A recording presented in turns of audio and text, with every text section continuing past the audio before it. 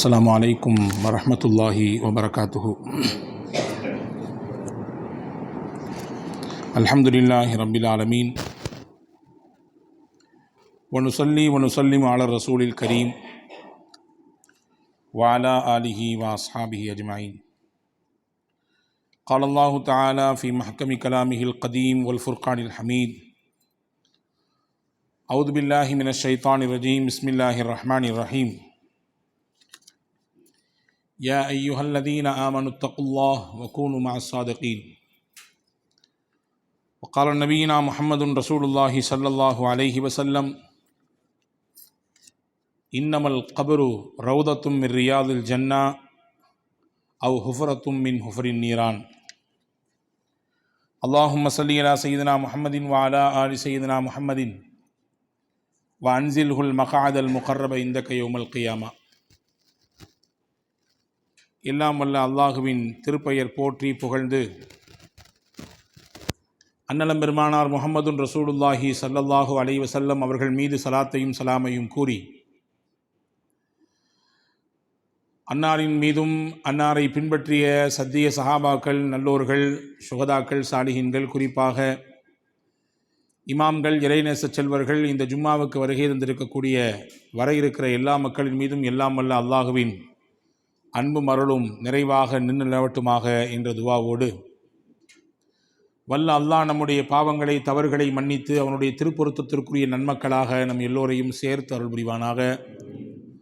வாழும் காலம் வரை நிறைவான ஆரோக்கியத்தையும் நீண்ட வாழ்வையும் நமக்கும் நம் குடும்பத்தினர்களுக்கும் அல்லாஹ் நிறைவாக தந்து மருத்துவமனையின் அனைத்து விதமான துன்புதகரங்களை விட்டு நம் எல்லோரையும் காத்து ரட்சிப்பானாக. அல்லாஹுவின் ஆலயமாம் காபா ஷரீஃபையும் அன்னலம் பெருமானார் ஸல்லல்லாஹு அலைஹி வஸல்லம் அன்னவர்களின் புனிதமான ரவுதா ஷரீஃபையும் புனித பைத்துல் முகத்தஸையும் மீண்டும் மீண்டும் ஹஜ்ஜி உம்ரா ஜியாரா செய்திட நம் எல்லோருக்கும் குடும்பத்துடன் அல்லாஹ் வாய்ப்பை தருவானாக.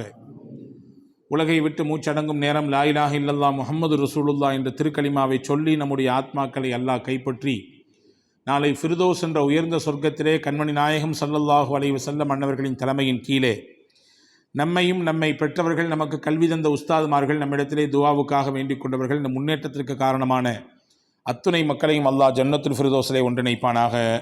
ஆமீன் யா ரப்பல் ஆலமீன். கண்ணியத்திற்கும் மிகுந்த மரியாதைக்கும் உரிய சகோதரர்களே, பாசத்திற்குரிய மூமின்களே, மனித வாழ்க்கை என்பது ஒரு குறிப்பிட்ட எல்லையில் நிறைவு பெறுகிறது. அது 60ஆகவோ அல்லது 40ஆகவோ 70ஆகவோ 63ஆகவோ எதுவாகவோ இருக்கலாம். ஒரு ஒரு முடிவில்லாத வாழ்க்கை என்று உலகத்தை சொல்ல முடியாது. நிச்சயம் ஒரு முடிவு புள்ளி உண்டு, அதை எல்லோரும் சந்தித்தே ஆக வேண்டும். இதை நம்பித்தான் நாம் வாழுகிறோம் என்பது நமக்கு தெரியும். இதற்கு பிறகு மூமின்களுக்கு 2 விதமான வாழ்க்கை இருக்கிறது.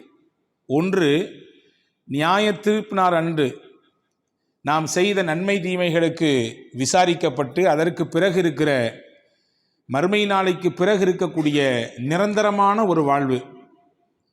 அது நன்மை செய்தவர்களுக்கு சொர்க்கமாகவும், அல்லாஹ் பாதுகாக்க வேண்டும், தீமைகளும் பாவங்களும் மிகுந்த அலட்சியத்தோடு செயல்பட்ட விஷயங்களுக்கெல்லாம் அது நரகமாகவும் இருக்கலாம்.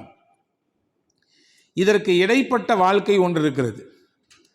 உலகத்தின் வாழ்வு, அதற்கடுத்து நியாய தீர்ப்பு நாளைக்கு பிறகு இருக்கிற நிரந்தர வாழ்வு. இந்த 2க்கும் இடையில் ஒரு வாழ்வு, அதுதான் மன்னரையின் வாழ்வு. உலகம் தோன்றிய நாளிலிருந்து உலகம் அழியும் நாள் வரை வரக்கூடிய மக்கள் உலகத்தில் வாழ்வார்கள். ஒரு குறிப்பிட்ட சில வருடங்கள் இருப்பார்கள். அதற்கு பிறகு மரணத்தை சந்திப்பார்கள். அந்த மரணத்திற்கு பிறகு மன்னரையில் வாழ்வார்கள். அழகாக சொன்னார் ஈயம் ஹனீஃபா தன்னுடைய பாடலிலே, இது வருவோரும் போவோரும் தங்குமிடம்.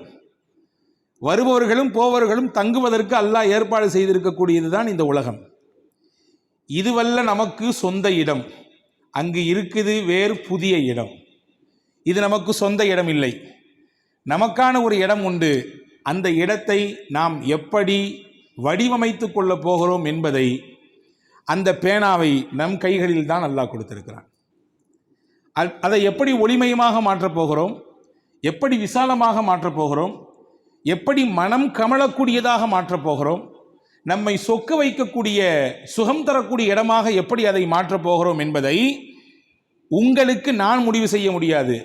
உங்களுக்கு நீங்களும் எனக்கு நானும் தான் முடிவு செய்ய வேண்டும்.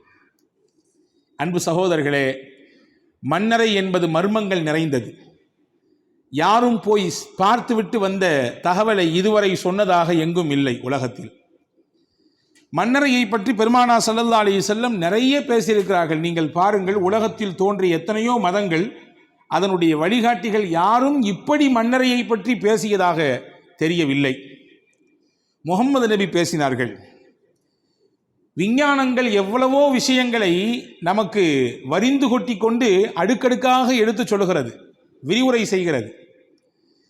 பூமிக்கு கீழே எத்தனை அடி ஆழத்திலே கேஸ் இருக்கிறது கண்டுபிடிக்கிறான்.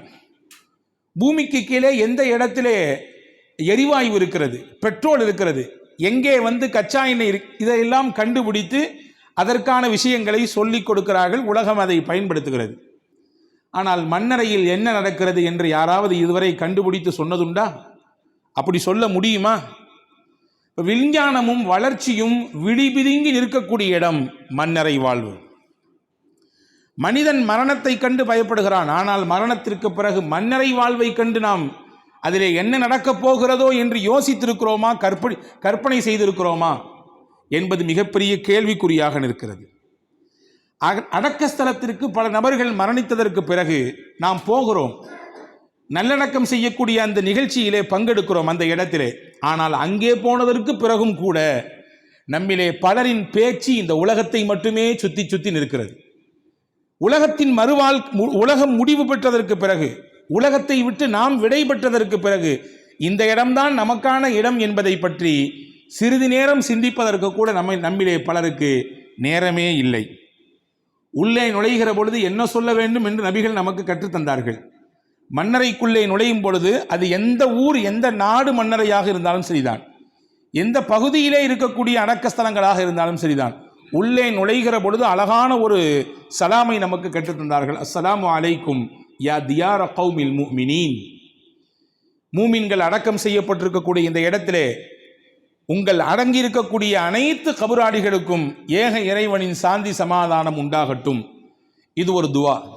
இதற்கு பிறகு முக்கியமான ஒரு வார்த்தை இருக்கிறது. இன்னா இன்ஷா அல்லாஹு பிக்கும் லலாஹிகூன். இன்ஷா அல்லாஹ் உங்களுக்கு பின்னால் நாங்களும் உங்களை இங்கே சந்திக்க இருக்கிறோம். அன்தும் சலஃபுன் வ நஹ்னு பிக்கும் ஹலஃபுன்.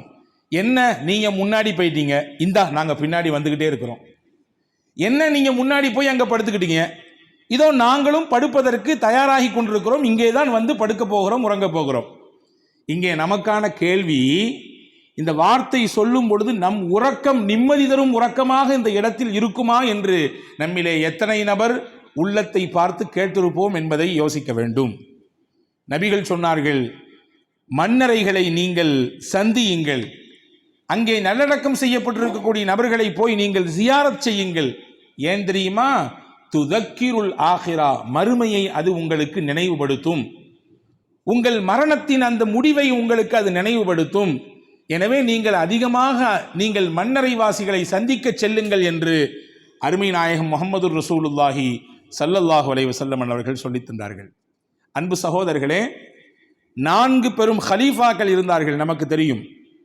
சையதுனா அபூபக்கர் ரலியல்லாஹு அன்ஹு, சையதுனா உமர் ரலியல்லாஹு அன்ஹு, சையதுனா உஸ்மான் ரலியல்லாஹு அன்ஹு, சையதுனா அலி ரலியல்லாஹு அன்ஹு. 4 நபிகள் நாயகம் ஸல்லல்லாஹு அலைஹி வஸல்லம் அவர்களால் அடையாளம் காட்டப்பட்டவர்கள், மிகச்சிறந்த தோழர்கள், அதிலே எல்லளவும் சந்தேகம் இல்லை.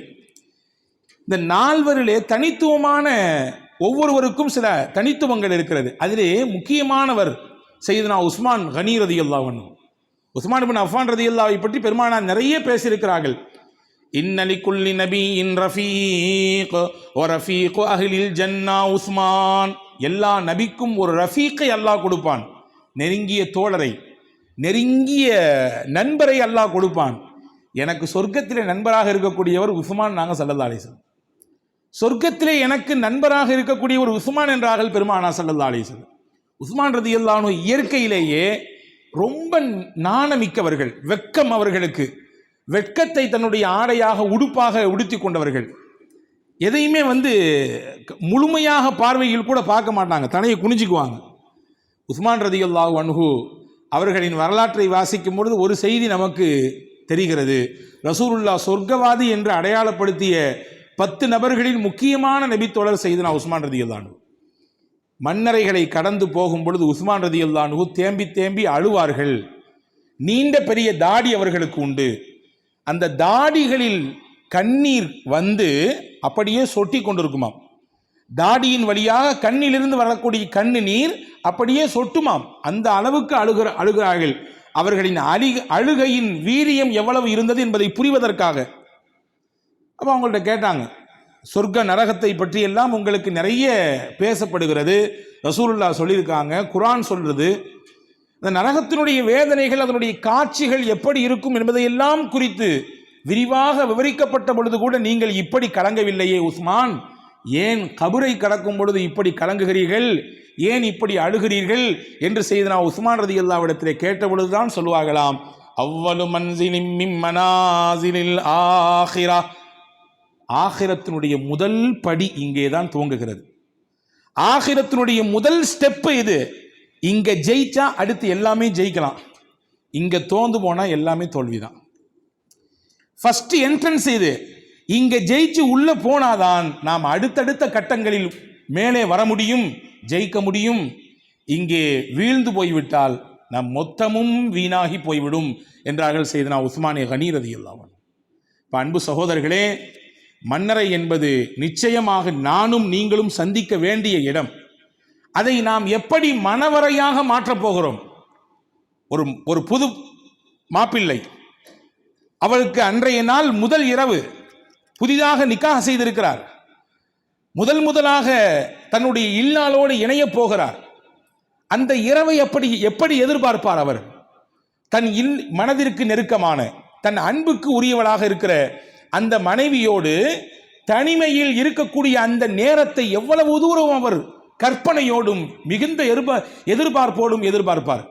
அந்த அறையினுடைய அழகு எப்படி இருக்கும், அந்த அறையினுடைய வாசனை எப்படி இருக்கும், அந்த அறையினுடைய விரிப்புகள் எப்படி இருக்கும், அந்த அறையில் தூவப்பட்டிருக்கக்கூடிய மலர்களின் விதவிதமான மலர்கள் எப்படி இருக்கும். இதைவிட பன்மடங்காக நாம் நம்முடைய மன்னரையை மாற்ற வேண்டும். மன்னரை என்பது எனக்கு மனவரையாக இருக்க வேண்டும், நான் மகிழ்ச்சியோடு இருக்கக்கூடிய இடமாக இருக்க வேண்டும். எப்படி அதை ஆக்குவது என்பதை பற்றித்தான் இன்றைய ஜும்மாவில் நாம் பார்க்க போகிறோம். அதற்கு முன்னால் ஒரு செய்தியை நான் உங்களுக்கு ஞாபகப்படுத்துகிறேன். நபிகள் பெருமானார் ஸல்லல்லாஹு அலைஹி வஸல்லம் அவர்கள் சொன்னார்கள், ஒரு அடியான் மன்னரையில் கொண்டு அடக்கப்பட்டதற்கு பிறகு அவனிடத்திலே மன்னரை பேசுமாம். என்ன பேசுமாம்? அமா இன் குன்தல அஹப்பு மை யம்ஷி அலா லஹ்ரி, இந்த பூமிக்கு மேலே நடந்தவர்களையே எனக்கு ரொம்ப பிடிச்சமான ஆளியா நீ, உன்னை எனக்கு ரொம்ப பிடிக்கும், இப்போ நீ ஏன்ட்ட வந்துட்ட, எனக்கு உள்ளே வந்து விட்டாய், இதுவரை மேல் தளத்தில் நடந்து வந்தாய், இப்போ எனக்கு உள்ளே வந்துட்ட, இப்போ நான் உன்னை எப்படி கவனிச்சுக்கிறேன்னு பாரு, உன்னை எந்த மாதிரி உபசரிப்பு செய்கிறேன் என்று பார் என்று அந்த மன்னரை சொல்லுமாம். யாருக்கு? உலகத்தில் நன்மைகளை செய்து அதிகமாக அல்லாஹ்வினுடைய உத்தரவுகளுக்கு கட்டுப்பட்டு அன்னலம் பெருமானார் ஸல்லல்லாஹு அலைஹி வஸல்லமுடைய மகிழ்ச்சியை சம்பாதித்து மனித மனங்களில் திருப்தியையும் சந்தோஷத்தையும் அவர்களின் துவாக்களையும் பெற்ற மனிதரை பார்த்து மன்னரை இப்படி சொல்லுமாம். சொல்லி முடிச்ச பின்னாடி அவர் கண் பார்வை எவ்வளவு தூரம் போகுமோ அவ்வளவு தூரம் அந்த மன்னரை விசாலமாக ஆகி கொடுக்கும். அது மட்டுமல்ல, சொர்க்கத்திலிருந்து ஒரு வாசல் அவருடைய மன்னரையை நோக்கி திறந்து விடப்படும். அங்கிருந்து காற்று வீசும், அங்கிருந்து நறுமணங்கள் வரும், அங்கிருந்த சுகங்கள் எல்லாவற்றையும் இவர் இங்கே சுவாசிப்பார், இவர் அனுபவிப்பார். அவரிடத்திலே சொல்லப்படும், நம் க நௌமத்தில் அரூஸ், புதுமா பிள்ளை எப்படி தூங்குவாரோ அப்படி தூங்கு, உனக்கு எந்த பிரச்சனையும் இல்லை. புதுமா பிள்ளையை மிக சீக்கிரமாக எழுப்பிவிட முடியாது, அவருக்கு மனதிற்கு விருப்பமான புது மனைவியை தவிர, அந்த மாதிரி நீ நிம்மதியா தூங்கு, உறங்கு என்று அவருக்கு சொல்லி தாளாட்டப்படும். ரசூலுல்லாஹ் சொன்னாங்க, இது நல்லவருக்கான அடையாளம், அவருக்கு மன்னரை மனவரையாக ஆகிவிட்டது என்பதனுடைய அடையாளம். அடுத்து சொன்னாங்க, இதா துஃபினல் அப்துல் ஃபாஜிர், பாவத்தில் தன் வாழ்க்கையை மொத்தத்தையும் கழித்தவர், அல்லாவை மறந்து தன்னுடைய உலக வாழ்க்கையை மட்டுமே பிரதானமாக கொண்டு வாழ்ந்தவர், அல்லாவின் ரசூலினுடைய திருப்தியை கொஞ்சமும் எதிர்பார்க்காதவர். இவரை கொண்டு அங்கே மன்னரையில் வைத்தால் மன்னரை சொல்லுமாம், லா மர்ஹபன் வலா அஹ்லா, உனக்கு வரவேற்பும் கிடையாது, உனக்கு உபசரிப்பும் கிடையாது. இந்த பூமிக்கு மேல நடந்த மனுஷங்கள்லேயே எனக்கு ரொம்ப கோபத்தை தந்தவன் நீ, ரொம்ப கோபத்தை ஏற்படுத்தியவன் நீ. எத்தனை அகங்காரம், எத்தனை பெரிய ஆணவம், எத்தனை பெரிய திமிரு உனக்கு. எனக்கு உன்னை பிடிக்கவே பிடிக்காது.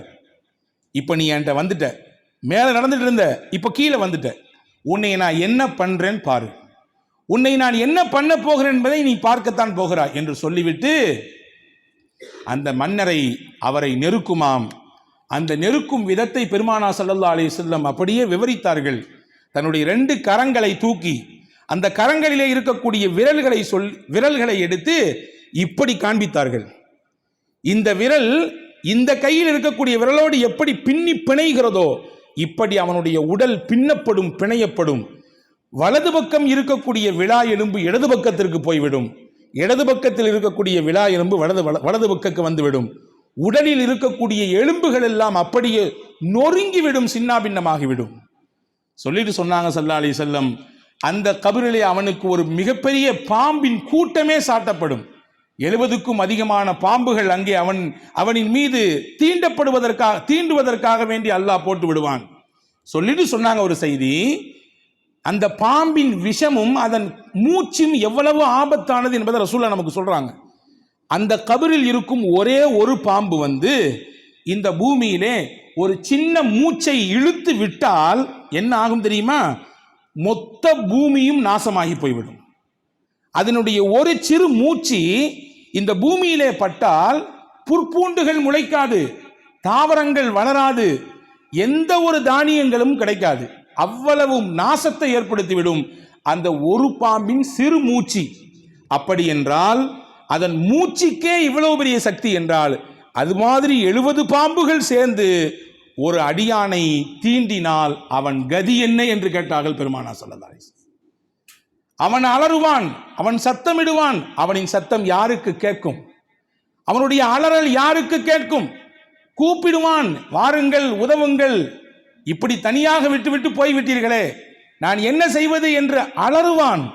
அவனை யார்தான் கை கொடுத்து காப்பாற்றுவான்? அன்பர்களே, இப்பொழுதுதான் ரசூலுல்லாஹ் சொன்னார்கள். இந்த வார்த்தையை முடிக்கும் பொழுதுதான் நபி சொன்னார்கள், இன்னமல் கபரு ரௌதத்தும் மின் ரியாதில் ஜன்னா அவு ஹுஃபரத்தும் மின் ஹுஃபரின் நீரான். மன்னரை இருக்கிறதே 2ல் ஏதாவது ஒண்ணுதான். ஒன்று அது சொர்க்கத்தின் பூங்காவனம், இல்லை என்றால் நரகத்தின் படுகொலி. ஒன்று அது சொர்க்கத்தின் பூங்காவனமாக இருக்கும். யாருக்கு என்பதை நாம் தான் முடிவு செய்ய வேண்டும்.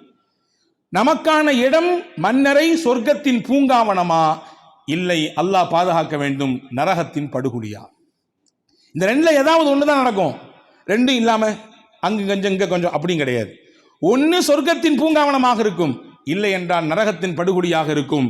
நீங்கள் தான் உங்களுடைய மன்னரையை எப்படியான நிலைக்கு மாற்ற வேண்டும் என்பதற்கு முயற்சி எடுக்க வேண்டும் என்று அன்னலம் பெருமானார் முஹம்மது ரசூலுல்லாஹி ஸல்லல்லாஹு அலைஹி வஸல்லம் அவர்கள் சொல்லித் தந்தார். அன்பு சகோதரர்களே, சையதுனா அபூ ஹுரைரா ரலியல்லாஹு அன்ஹு சொல்றாங்க, அலாவுல் ஹதரமின்னு ஒரு சஹாபி இருந்தாங்க. அலாவுல் ஹதரமி எக்கச்சக்கமான அற்புதங்களை காண்பிச்சவர். அவரிடத்திலே நான் கண்டு அதிசயப்பட்ட 3 விஷயங்கள் இருக்கிறது. அதனாலே எனக்கு ரொம்ப அவர் மேல பிரியம், பாசம் ரொம்ப அதிகம் உண்டு. அபூ ஹுரைரா சொல்றாங்க, அந்த 3ஐயும் சொல்றாங்க. நமக்கு 3ல இப்ப நமக்கு என்ன தேவையோ அதை மட்டும் எடுத்துக்கொள்வோம். 3வது விஷயம், நாங்க ஒரு ஊருக்கு போனோம், பஹ்ரைன் என்று ஒரு நாடு. அந்த நாட்டுக்கு போயிட்டு திரும்பி வரக்கூடிய சமயத்தில் எங்களுடைய படையிலே தளபதியாக இருந்தவர் அந்த அலாவுல் ஹதரமி, அவர் வஃபாத் ஆயிட்டார். இறந்த பின்னாடி நாங்கள் அவரை நல்லடக்கம் செய்யணும்னு சொல்லி ஒரு இடத்திலே குழியை தோண்டினோம். நம்ம பாடியை தூக்கிட்டு போக முடியாத, போக வேண்டிய இடம் மதீனா, ரொம்ப நீண்ட தூர பயணம். எனவே இறந்து விட்டார், அங்கேயே தொழுகை வைத்து நல்லடக்கம் செய்ய வேண்டும் என்று விரும்பினோம். இப்போ பொதுவாகவே இறந்துட்டாங்கன்னா ஃபர்ஸ்ட் என்ன செய்வாங்க? குளிப்பாட்டுவாங்க, அதற்கடுத்து கஃபர் இடுவாங்க. குளிப்பாட்டுறது எங்கள்கிட்ட தண்ணியே இல்லை. ஆனால் பாருங்க ஆச்சரியம், அந்த நேரம் நாங்கள் இருக்கக்கூடிய இடத்துல மட்டும் மழை பெஞ்சுது. அந்த மழை தண்ணியை எடுத்து பிடிச்சி வச்சுக்கிட்டு நாங்கள் அதை கொண்டு அவரை குளிப்பாட்டினோம். அதற்கடுத்து கஃனிட்டோம். குழி தோண்டினோம், எங்களால் தோண்ட முடியவில்லை. மறுபடியும் மழை பெய்ந்தது அந்த குறிப்பிட்ட இடத்திலே. அந்த இடம் ஈரமாகி லேசா எங்களுடைய வாள்களை வைத்து அப்படியே குத்தி தோண்டிவிட்டோம் குழியை. ஒரு குறிப்பிட்ட அளவு தான் தோண்ட முடிஞ்சது. சொல்றாங்களா இல்லையா, 6 அடி நீளத்துக்கு கபர் தோன்றாங்க. அதே மாதிரி அதனுடைய ஆழமும் ஒரு குறிப்பிட்ட ஆழம் இருக்கிறது. அவ்வளவு ஆழம் தோண்ட வேண்டும். உள்ளே வைத்த அந்த அந்த பிரேதம் வெளியே வர முடியாத அளவிற்கு நாம் அந்த குழியை அமைக்க வேண்டும். ஆனால் எங்களால் ஒரு குறிப்பிட்ட தூரத்துக்கு மேலே போக முடியல. உள்ள என்ன ஆச்சரியம், குழி தோண்டி முடிக்கிறோம், அங்கே அப்படியே வெளிச்சமான வெளிச்சம், அப்படி ஒரு வெளிச்சம் எங்கள் கண்ணே கூசுச்சு. கண் கூசியது மட்டுமல்ல, அந்த வெளிச்சம் எங்கிருந்து வருதுன்னு சொல்லி உத்து பார்த்தோம் நாங்கள். அது பார்த்தா அப்படி ஒரு பெரிய குகை மாதிரி அந்த வெளிச்சம் கூட்டு போய்கிட்டே இருக்குது, ரொம்ப தூரம் போகுது. இதுக்கு மேலே எங்களுக்கு தோண்டவும் முடியல, சக்தி இல்லை. அந்த வெளிச்சத்தை பார்த்து நாங்கள் புரிஞ்சுக்கிட்டோம், இறைவா இவர் உன்னுடைய நல்லடியார் என்பதை எங்கள் கண்களால் காண்பித்து விட்டாய். இவருடைய மண்ணறையை தோண்டுவதற்கு மழை கொடுத்தாய். நாங்கள் அடக்க செய்யறதுக்கு குழியை தோண்டி உள்ள வச்சா அது வெளிச்சமான வெளிச்சம், அப்படி பிரகாசமா இருக்குது. நீ எப்படியான உபசரிப்பை இவருக்கு நீ தரப்போகிறாய் என்பதை இதிலிருந்தே நாங்கள் விளங்கி கொண்டோம் என்று அதற்கு செய்தனா அபூ ஹுரைரா ரலியல்லாஹு அன்ஹு சொல்றாங்க. இப்போ நல்லவர்களின் மண்ணறை விசாலமானதாக மட்டுமல்ல, வெளிச்சமானதாகவும் இருக்கும். இருள் சூழ்ந்ததாக இருக்காது, அச்சத்தை தரக்கூடியதாக இருக்காது, திடுக்கத்தையும் ஆபத்தையும் விளைவிக்கக்கூடியதாக அந்த கபர் அவருக்கு இருக்காது. நன்மைகளை செய்து நல்லவர்களின் பட்டியலிலே நாம் இணைந்து கொள்கிற பொழுது நிச்சயமாக நமக்கும் இப்படியான ஒரு நிலைப்பாட்டை அல்லாஹ் மண்ணறையில் தருவான் என்பதை நாம் இங்கே பார்க்கிறோம். 4 விஷயம் சொல்ல போகிறேன். 4 விஷயத்தை செய்ய வேண்டும், 4 விஷயம் செய்யக்கூடாது. இந்த 4ஐயும் பின்பற்றினால் 4 விஷயத்தை செய்ய வேண்டும், 4 விஷயத்தை செய்யக்கூடாது. இந்த 2ஐயும் நீங்கள் கவனத்தில் கொள்ளுங்கள். இதை செய்தால் போதும், நம் மண்ணறை நமக்கு மணவறை, நம் மண்ணறை நமக்கு சுகம் தரும் அறை, நம் மண்ணறை நம்மை வரவேற்பதற்காக வேண்டி அல்லாஹ் கொடுத்திருக்கக்கூடிய பஞ்சு மெத்தை, குளிரூட்டப்பட்ட இடம், வெளிச்சமான இடம், சொர்க்கத்தின் காற்றும் நறுமணமும் வீசி கமழுகிற இடமாக அதை அல்லாஹ் மாற்றி விடுவான். என்ன 4 செய்ய வேண்டும் குறித்துக் கொள்ளுங்கள். 4 விஷயம் செய்ய வேண்டும். 1, தொழுகையில் பேணுதல் மிக்கவராக இருக்க வேண்டும். ஐங்கால தொழுகையை நேமமாக பேணி தொழுகிற வாய்ப்பை நாம் தேடி இழுத்து பெற்றுக்கொள்ள வேண்டும். மண்ணறையின் ஆபத்திலிருந்து நாம் தப்பிக்க வேண்டும் என்றால் முதல் விஷயம் தொழுகையிலே நாம் கவனத்தோடு இருக்க வேண்டும். 2, மண்ணறை நமக்கு மகிழ்ச்சி தருகிற இடமாக இருக்க வேண்டும் என்றால் தான தர்மங்களை அதிகமாக கொடுக்க வேண்டும். பிறருக்கு கொடுக்கிற அந்த பழக்கம் இருக்கிறதே, நான் பல தடவை சொல்லியிருக்கிறேன், மறுபடியும் ஞாபகப்படுத்துகிறேன். உலகத்திலேயே பெரிய மகிழ்ச்சி என்னவென்று என்னிடத்தில் நீங்கள் கேட்டால் நான் சொல்லுவேன், பல அறிஞர்கள் பல அனுபவப்பட்டவர்கள் சொல்வார்கள், கொடுப்பதுதான் சிறப்பான மகிழ்ச்சி. அதை விட பெரிய மகிழ்ச்சியே ஒன்றும் கிடையாது. அதை வாங்கி கொண்டவருடைய முகத்தில் இருக்கக்கூடிய அந்த மகிழ்ச்சியை பார்க்கும் பொழுது நமக்கு வருது பாருங்க, அதை விட திருப்தி, அதை விட சந்தோஷம் உலகத்தில் ஒன்றும் இல்லை. எனவே தான் நபிகள் சொன்னார்கள், கொடுப்பதின் மூலம் இறைவனின் அந்த கோபமே அணைந்து விடுகிறது என்றார்கள். கொடுத்தால் இறைவனின் கோபம் அடங்கும் என்றார்கள் பெருமானார் ஸல்லல்லாஹு அலைஹி வஸல்லம். எனவே அன்பர்களே, சதக்கா செய்ய வேண்டும். 2, சதக்கா செய்தால் நம் மண்ணறையை அல்லாஹ் நமக்கு மணவறையாக மாற்றி தருவான். 3, அல்லாஹ்வின் வேதமாம் அல் குர்ஆனை ஓத வேண்டும், திலாவத் செய்ய வேண்டும். எனக்கு தெரியாதுங்க அஜரத்துங்க, எனக்கு 80 வயசு ஆகிப்போச்சு, நான் இதுக்கு மேலே எங்கிட்டு போய் படிக்கிறது, எனக்கு ஓதவே தெரியாது. அன்பர்களே, நான் என்னை வைத்தே சொல்லுகிறேன், நான் எந்த முகத்தை வைத்துக்கொண்டு என் ரப்பை இடத்திலே நான் சந்திப்பேன்? உனக்கென்று அருளிய வேதத்தை உனக்கு ஓத தெரியவில்லையா என்று என்னை பார்த்து என் ரப்பு கேட்டால் தெரியாது அல்லாஹ் என்று எந்த முகத்தை வைத்துக் கொண்டு சொல்லுவேன்? உனக்காக வேண்டி அல்லவா கொடுத்த வேதம் அது, வாழ்வதற்கும் வாசிப்பதற்கும் அல்லவா கொடுத்த வேதம் அது. எத்தனை வருடம் வாழ்ந்தாய் உலகத்தில், ஒரு கொஞ்ச நாள் கூட நீங்க அதுக்கு நேரம் ஒதுக்க மாட்டீங்க, படிக்கிறதுக்கு முயற்சிக்க மாட்டீங்க என்று அல்லாஹ் நம்மிடத்தில் கேட்டால் என்ன சொல்லுவோம்? எனவே கிராத்துல் குர்ஆன் மண்ணறை மணவறையாக நமக்கு இருக்க வேண்டும் என்றால் குர்ஆனை வாசிக்க வேண்டும். 3, 4, கஸ்ரத்து தஸ்பீஹ், அதிகமாக அல்லாஹ்வை துதிக்க வேண்டும், அவனை ஜபிக்க வேண்டும், அவனை நினைவு கூற வேண்டும். உங்களுக்கு என்ன தெரியுமோ சொல்லுங்கள். சுப்ஹானல்லாஹ் தான் தெரியும், சொல்லுங்கள். அல்ஹம்துலில்லாஹ் தெரியும், சொல்லுங்கள். லா இலாஹ இல்லல்லாஹ் சொல்லுங்கள். ஹஸ்புனல்லாஹ் சொல்லுங்கள். லா இலாஹ இல்லா அன்த சுப்ஹானக சொல்லுங்கள். என்ன தஸ்பீஹ் செய்கிறது தெரிகிறதோ அதை அதிகமாக சொல்லுங்கள். இந்த 4 நீங்கள் செய்தால் அல்லாஹ் நம் மண்ணறையை நமக்கான வசப்படுத்தி தருகிற இடமாக மாற்றுவான். மறுபடியும் சொல்லுகிறேன், தொழுகையில் கவனத்தோடு இருக்க வேண்டும். சதக்கா தான தர்மங்களில் அதிகமாக கவனம் செலுத்த வேண்டும். குர்ஆன் ஷரீஃபை அதிகமாக ஓத வேண்டும். வாழ்றது அது நம்முடைய முக்கியமான விஷயம், ஓதுறது முக்கியமானது. நாலாவதாக அதிகம் தஸ்பீஹ் செய்ய வேண்டும். இந்த நாளையும் செய்யணும், சரியா? அடுத்து 4 சொல்ல போறேன். செய்யக்கூடாது. இந்த நாளையும் பின்னால் வரக்கூடிய நாளையும் ஒரு காலமும் செய்யவே கூடாது. இதை செய்யாமல் இருந்தால் அல்லாஹ் நம் மண்ணறையை நமக்கானதாக மாற்றி கொடுப்பான், மகிழ்ச்சி தருகிற இடமாக மாற்றி கொடுப்பான். வாங்க வாங்க வாங்க, உங்களை தான் நாங்கள் எதிர்பார்த்துட்டு இருக்கிறோம், உங்கள் வரவு நல்வரவாகட்டும். அகலம் வசகலா, உங்களை வரவேற்கத்தான் நான் இங்கே நிற்கிறேன் தயாரிப்போடு. எவ்வளவு தூரம் உங்களுக்கு நான் உபசரிக்க போகிறேன் பாருங்கள் என்று மன்னரை நம்மிடத்தில் பேச வேண்டும் என்றால் பின்னால் சொல்லுகிற 4 விஷயத்தை நம்ம செய்யவே கூடாது. ஃபர்ஸ்ட் ஒன் என்ன செய்யக்கூடாது? பொய் சொல்லவே கூடாது. அது எந்த ரூபத்தில் வந்தாலும் சரிதான். பொய் என்பது இருக்கிறதே, அதை விட ஒரு பெரிய ஆபத்தை விளைவிக்கக்கூடியது வேறொன்றும் இல்லை. ரசூலுல்லாஹ் சொன்னாங்க, பாவத்திலேயே பெரிய பாவம் என்ன தெரியுமா? கபரத்து ஹியானதன் அன் துஹத்திஸ அஹாக ஹதீஸன் ஹுவ லக பிஹா முஸத்திகுன் வ அன்த லஹு பிஹி காதிபுன். நீ ஒரு செய்தி உன்னுடைய நண்பர்கிட்ட சொல்றா, உன்னுடைய சகோதரிடத்திலே பேசுகிறாய், பேசும் பொழுது அவர் உன்னை நல்ல விஷயம் சொல்றார் போல தெரியுது, உண்மையா பேசிட்டு இருக்காரு என்று அவர் உன்னை உண்மைப்படுத்துகிறாய். ஆனால் நீ பொய்யை அப்படியே கட்டவிழ்த்து விட்டு கொண்டிருக்கிறாய். அவர் உன்னை நம்புறாரு, ஆனால் நீ பொய் முகத்தை அவரிடத்திலே காண்பித்துக் கொண்டிருக்கிறாய். இதை விட பெரிய பாவம் ஒன்றும் இல்லை. நாங்கள் ஸல்லல்லாஹு அலைஹி வஸல்லம், பொய் என்பது இருக்கிறதே நம்முடைய ஈமானை அப்படியே கரைத்து விடும், ஈமானுக்கு மிகப்பெரிய சேதாரத்தை தரக்கூடிய. எனவே தான் அல்லாஹ் அல் குர்ஆனிலே சொன்னான், யா அய்யுஹல்லதீன ஆமனு தகுல்லாஹ் வ கூனூ மஅஸ் ஸாதிகீன். ஈமான் கொண்ட நல்ல மக்களே, நீங்கள் அல்லாஹ்வை பயப்படுங்கள். சொல்லிட்டு அல்லாஹ் நிப்பாட்டல, வ கூனூ மஅஸ் ஸாதிகீன், உண்மையாளர்களோடு சேர்ந்திருங்கள்.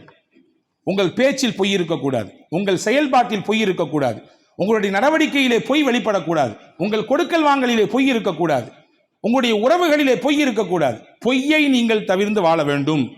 1. 2வது ஹியானத்.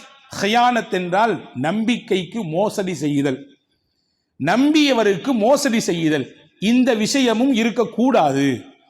கபரின் வேதனையை விட்டு நாம் நம்மை தற்காத்துக் கொள்ள வேண்டும் என்றால் ஹியானத் என்பது வாழ்க்கையில் இருக்கவே கூடாது. ரசூலுல்லாஹி ஸல்லல்லாஹு அலைஹி வஸல்லம் இதை குறித்து நிறைய பேசியிருக்கிறார்கள். சின்னது தானே, இதனால பெருசா என்ன ஆக போகுது என்று நினைக்கக்கூடிய விஷயங்களும் கூட கபரிலே மிகப்பெரிய ஆபத்தாக வந்து நின்றிருக்கிறது என்பதாக வரலாறுகள் சொல்லுகிறது. இப்னு அப்பாஸ் ரலியல்லாஹு அன்ஹு இடத்துல ஒரு பெரிய வழக்கு வந்துச்சு. ஹஜ்ஜிக்கு போனாங்க ஒரு கூட்டம், அந்த கூட்டத்தில் ஒருத்தர் இறந்து போயிட்டாரு. அவரை அடக்கம் செய்யணும்னு குழியை தோண்டினா அங்க ஒரு கருநாகம் அப்படியே சுத்திக்கிட்டு இருக்குது குழிக்குள்ள. அதை மூடி இன்னொரு குழியை தோண்டினாங்க, அங்கேயும் இன்னொரு கருநாகம், இன்னொரு குழியை தோண்டினா அங்கேயும் ஒரு கருநாகம். என்ன பண்றதுனே புரியல. நேரம் அந்த குழு பாடியை தூக்கிட்டு இப்னு அப்பாஸ் ரலியல்லாஹு அன்ஹு போயிட்டாங்க. அப்துல்லா இப்னு அப்பாஸ் ரலியல்லாஹு அன்ஹு கேட்டாங்க இந்த மாதிரி செய்தி. இப்னு அப்பாஸ் சொன்னாங்க, அந்த 3 குழியில ஏதாவது ஒரு குழியில் அவரை அடக்கிடுங்க. ஏன்னா நீங்க இவரை தூக்கிட்டு பூமி முழுக்க தோண்டினாலும் எல்லா இடத்துலையும் பாம்பு வரதான் செய்யும் அப்படின்னு சொல்லி விட்டுட்டாங்க. இந்த குழு ஹஜ் எல்லாம் செஞ்சு முடிச்ச பின்னாடி ஊருக்கு போச்சு. ஊருக்கு போகும்பொழுது அந்த குடும்பத்தார்கிட்ட விசாரிச்சாங்க, அந்த பெண்கள்கிட்ட கேட்டாங்க, வீட்டு மனைவிட்ட கேட்டாங்க, உங்க வீட்டுக்காரர் என்னங்க செஞ்சாரு? வியாபாரம் பண்ணாரு. சரி, வியாபாரத்தில் சரியா இருந்தாரா? ஏதோ இருந்தார். என்ன குறை அதை சொல்லிடுங்க. இல்லை, கோதுமை வியாபாரம் பண்ணாரு, டெய்லி போவார், கடைக்கு போவார், விற்பனை பண்ணுவார், வந்துடுவார். வரும்பொழுது எனக்கும் எங்கள் குடும்பத்துக்கும் தேவையான அந்த கோதுமையை கொஞ்சம் எடுத்துகிட்டு வந்துடுவார். வந்த பின்னாடி அந்த மூட்டையில் மிச்சத்தை போடணுமே, குறையுமே. அப்போ என்ன செய்வார், எங்கள் வீட்டில் இருக்கக்கூடிய ரொம்ப கெட்டுப்போன கோதுமையை கொஞ்சம் எடுத்து போய் அதை போட்டு கலந்துடுவார். மறுநாள் கொடுக்கும்போது என்ன தெரிய போகுது, ஒரு 25 கிலோ மூட்டையில் ஒரு ஒரு ஒரு 1 கிலோ மட்டும் கோதுமை ஒரு கெட்டுப்போனதை கலந்தா பெருசாக என்ன தெரிய போகுது அப்படின்ற எண்ணத்தில் இப்படி செஞ்சிருவார். இப்படி ஒரு சில நாட்கள் செய்திருக்கிறார். அப்பதான் சொன்னாங்க இப்னு அப்பாஸ் ரலியல்லாஹு அன்ஹு, அவர் செய்தது சிறியதுதான் என்று அவர் நினைத்திருக்கிறார், ஆனால் அதுதான் அவருடைய கபருக்கு மிகப்பெரிய ஆபத்தாக வந்திருக்கிறது. எனவே மோசடி எந்த ரூபத்திலும் வரக்கூடாது. நம் வாக்கில் மோசடி வரக்கூடாது, நம் செயல்பாட்டில் மோசடி வரக்கூடாது, நம் கொடுக்கல் வாங்கலிலே மோசடி வரக்கூடாது. நீங்க பார்க்கறத பார்த்தா இன்னைக்கு உலகமே மோசடி உலகமாக தானே இருக்குது. உலகமே இன்னைக்கு மோசடி தானே. என்னென்ன ரூபத்திலலாம் மோசடி வருது. ஆன்லைன்ல மோசடி, நம்பியவர்களை போன்று பேசி கடைசியிலே கழுத்திலே கத்தியை வைக்கக்கூடிய அளவுக்கு உண்டான மோசடி. எப்படி இருந்தாலும் நாம் நம்மை உண்மையான மூமினாக அடையாளப்படுத்திக் கொள்ள வேண்டும். கபருடைய வேதனையிலிருந்து காப்பாற்றுவதற்கு இரண்டாவது ஹியானத் இருக்கக்கூடாது, மோசடி இருக்கக்கூடாது. மூணாவதா சொன்னாங்க அந்நமீமா, பிறருடைய குறைகளையே எப்போதுமே ஆராய்ந்து கொண்டே இருக்கக்கூடாது. நம்மிடத்தில் என்ன குறை இருக்கிறது என்பதை நாம் நோக்க வேண்டும். அப்படி நோக்க துவங்கிவிட்டால் அடுத்தவரின் குறை நமக்கு பெரிதாகவே தெரியாது. ரசூலுல்லாஹ் சொன்னாங்க, குறை பேசி திரிந்து கொண்டிருக்கக்கூடியவர்கள், பிறருடைய குறைகளை இல்லாததையும் பொல்லாததையும் சொல்லி பேசி திரியக்கூடியவர்கள், லா யதுகுலுல் ஜன்னத நம்மாமுன், சொர்க்கத்துக்கு அவரால் போகவே முடியாது நாங்கள் ஸல்லல்லாஹு அலைஹி வஸல்லம். எனவே நம் கபர் நமக்கு சாதகமாக இருக்க வேண்டும் என்றால் பிறருடைய குறைகளை மூடி மறைத்துவிட்டு நம்முடைய குறைகளை எப்படி சரி செய்யலாம் என்று யோசிக்க வேண்டும். இது மூணாவது. நாலாவதா முக்கியமாக சொன்னாங்க, ஆண்களானாலும் பெண்களானாலும் தன்னுடைய சுய தேவையை நிறைவேற்ற செல்கிறோம், குறிப்பாக சிறுநீர் கழிப்பதற்கு செல்கிறோம். அந்த சிறுநீர் கழித்ததற்கு பிறகு சுத்தம் செய்யக்கூடிய விஷயத்திலே ரொம்ப கவனமாக இருக்க வேண்டும், ரொம்ப கவனமாக இருக்க வேண்டும். நாங்கள் பயணத்தில் இருக்கிறோம், அடிக்கடி வெளியூர் போக வேண்டிய சூழல் இருக்குது, அப்படி இப்படி இருந்துக்கிறதா வேற என்ன பண்றது அப்படின்ற சாக்கு போக்குகளை சொல்லி கொண்டிருக்க கூடாது. சிறுநீர் கழித்து விட்டு வருகிற நேரத்திலே சுத்தத்தை மிகவும் கவனத்தோடு அதை பின்பற்ற வேண்டும். நம்முடைய உடையில், நம்முடைய உடலில் அல்லது இதர பாகங்களில் அதனுடைய துளிகள் கூட தெளிக்கப்பட்டு விடாமல் பட்டுவிடாத அளவிற்கு நாம் பாதுகாத்துக் கொள்ள வேண்டும். ஏன்னா ரசூலுல்லாஹ் சொன்னாங்க, ஒரு ஹதீஸிலே வந்திருக்கிறது, நபி கடந்து போகிறார்கள், 2 கபர், அந்த 2 கபரிலே வேதனை செய்யப்படுகிறது ரசூலுல்லாஹ் சொல்றாங்க. இந்த 2 கபர் வாசிகளுக்கும் வேதனை செய்யப்படுது அப்படின்னு சொல்லிட்டு ஒரு செய்தி சொன்னாங்க. நீங்க நினைக்கிற மாதிரி பெரிய பாவம் அப்படிலாம் அவங்க செய்யல. நீங்க எதை சாதாரணமா நினைப்பீங்களோ அந்த மாதிரியான விஷயத்தை தான் இவங்க செஞ்சிருக்காங்க. ஒருத்தவர் அடுத்தவருடைய குறையவே பேசிக்கிட்டு சுத்திக்கிட்டு அலைஞ்சாரு, அவருக்கு வேதனை. இன்னொருத்தவர் சிறுநீர் கழித்து விட்டு சுத்தம் செய்யக்கூடிய விஷயத்திலே கவனக்குறைவோடு இருந்தார், அது கண்டும் காணாமல் போய் கொண்டிருந்தார். அதுல ரொம்பலாம் முக்கியத்துவம் படுத்தல, அதுல ரொம்பலாம் கவனம் எடுக்கல. ஹதீஸிலே வந்திருக்கிறது மஸ்ஜித் குபா, இன்னைக்கு மதீனாவுக்கு போனால் அந்த பள்ளிவாசலை பார்க்கலாம். அந்த குபாவில் இருக்கக்கூடிய மக்களுக்காக வேண்டி குர்ஆனிலே அல்லாஹ் வசனத்தை இறக்கினான்.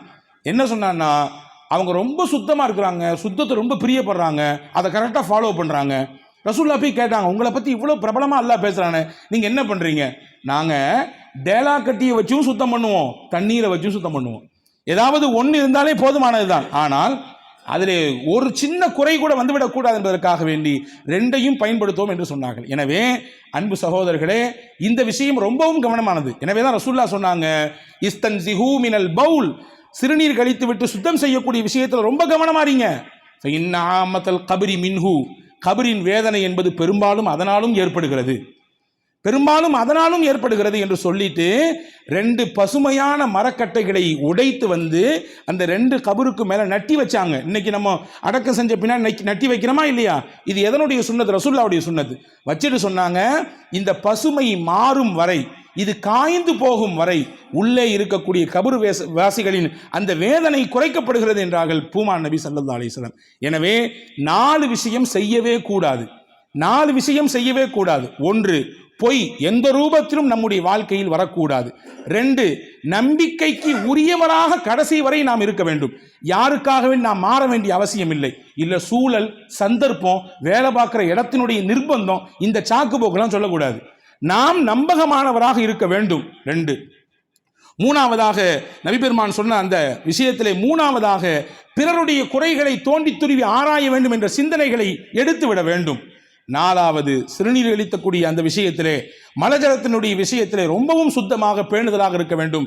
இதை 4ஐயும் செய்ய வேண்டும், இந்த விஷயத்திலே கவனத்தோடு இருக்க வேண்டும். இருந்தால் வல்ல அல்லாஹ் அந்த மன்னரையின் வேதனைகளை விட்டு நம்மை பாதுகாப்பான். ஆக 4 செய்ய வேண்டும், 4 விஷயத்திலே செய்யக்கூடாது. இதிலே கவனத்தோடு இருக்கும் பட்சத்திலே வல்ல அல்லாஹ் நம்முடைய மன்னரையை, அதற்கு தொடர்ந்து இருக்கக்கூடிய மறுமையையும் வெளிச்சமானதாகவும் விசாலமானதாகவும் ஆக்குவதற்கு அவனே போதுமானவனாக இருக்கிறான். அப்படிப்பட்ட உயர்ந்த நிலையிலே வாழக்கூடிய தௌஃபீக்கை உங்களுக்கும் எனக்கும் அல்லாஹ் தருவானாக. நாம் மரணிக்கிற பொழுது களிமாவோடு மரணிக்கின்ற பாக்கியத்தை தருவானாக. மன்னரையில் கொண்டு அடக்கப்பட்டு எல்லோரும் வந்துவிட்டாலும் இறைவா, எங்கள் மன்னரையை எங்களுக்கு மகிழ்ச்சி தருகிற இடமாக மாற்றி தருவாயாக. கேட்கிற கேள்விகளுக்கு மிகச்சிறப்பாக பதிலளிக்கிற ஆற்றலையும் அந்த ஈமானிய வலுவையும் எங்களுக்கு தருவாயாக. வேதனைகளை விட்டும், அங்கே இருக்கக்கூடிய கொடூர ரணங்களை விட்டும், அங்கே கொடுக்கப்படுகிற தண்டனைகளை விட்டும் இறைவா எங்களையும் எங்கள் பெற்றோர்களையும் எங்கள் சந்ததிகளையும் எல்லா முஸ்லிம்களையும் காத்து ரட்சிப்பாயாக. ஆமீன். வாஹிரு தாவான் அல்ஹம்துலில்லாஹி ரப்பில் ஆலமீன். அஸ்ஸலாமு அலைக்கும்.